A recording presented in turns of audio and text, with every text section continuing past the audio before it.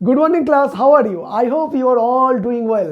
আজকে তোমাদের জন্য ইন্টারেস্টিং একটা ন্যারেশন চেঞ্জ এনেছি, ঠিক আছে? চলো। The police say to the gang of boys leave the place at once.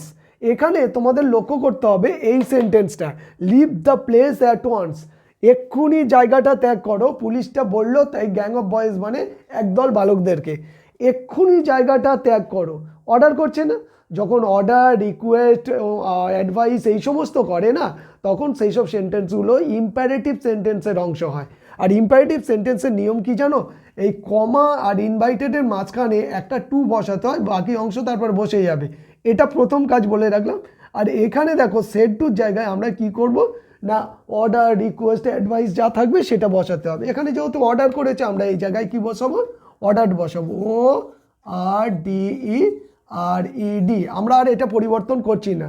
The police order the gang of boys. এরপরে দেখো আমাদের নিয়ম অনুযায়ী এখানে আমরা একটা কি বসাবো? টু বসাবো।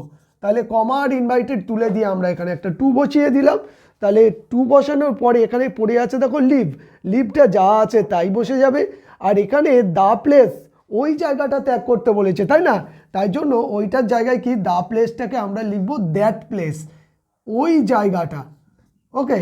আর অ্যাটওয়ান্সও রাখতে পারো, অথবা তোমরা সুন লিখতে পারো, SOON সুন। আর যদি ইমিডিয়েটলি লেখো তাহলে ইমিডিয়েটলিও লিখতে পারো। তাহলে দেখো পুরো কোশ্চেনটা সলভ করার পরে উত্তরটা কি দাঁড়ালো? The police ordered the gang of boys to leave that place at once. Okay, অথবা সুন।